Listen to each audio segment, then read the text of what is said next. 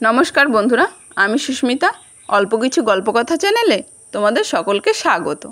আজ গোপাল ভাঁড়ের আরেকটি গল্প তোমাদের পড়ে শোনাবো।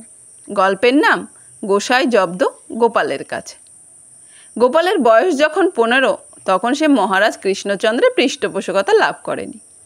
ছেলেবেলায় পিতৃহারা হওয়ায় আর উপায়ের পথ না থাকায় গোপালের সংসারে অভাব অনটন দেখা দিয়েছিল। দুবেলা পেট পুরে গোপালের খাওয়া জুটত না। গোপালের প্রতিবেশী আজু গোসাইয়ের শিষ্য সেবক অনেক। শিষ্যবাড়ি ঘুরে ঘুরে আজু গোসাইয়ের দিন বেশ ভালোভাবেই চলে যেত। ভালো ভালো খাওয়া জুটত এবং আয় উপায়ও মন্দ হতো না।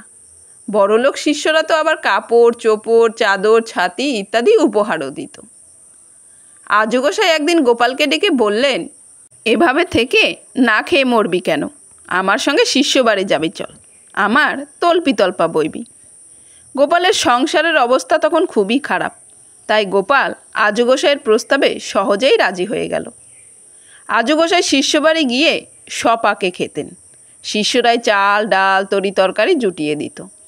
আজু গোসাই রোজই রান্নাবান্না করে দুপাতে দুজনের জন্য ভাত এবং ব্যঞ্জনাদি আলাদা করে রেখে স্নান করতে যেতেন। তারপর দুজনে একসঙ্গেই খেতে বসতেন। গোপাল রোজই আজু গোসাইয়ের পাতের দিকে চেয়ে চেয়ে হাত চাটত। ওখানে মিষ্টির পাহাড়, আর গোপালের পাতে মাত্র সামান্য দুটো বোঁদে। কোনো দিন আবার তাও থাকতো না।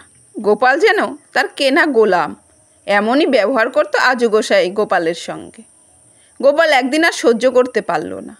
আজু গোসাইয়ের পাতের দিকে তাকিয়ে দেখল সেখানে বেশ বড় আকারে দুটো ক্ষীরমোহন আর এক বাটি পায়েস, অল্প কিছু দইও আছে। আর গোপালের পাতে মাত্র একটা দানাদার। আজু গোসাই সবে স্নান সেরে খেতে বসবেন। গোপাল আজু গোসাইয়ের পাত আর নিজের পাত ছুঁয়ে দিয়ে বলল, গোসাই, এ পাতে বসবো না ও পাতে বসবো? যেহেতু গোপাল জাতিতে নাপিত, সুতরাং সে পাত ছুঁয়ে দেওয়ার ফলে আজু গোসাইয়ের সেদিন আর খাওয়াই হলো না। সমাপ্ত।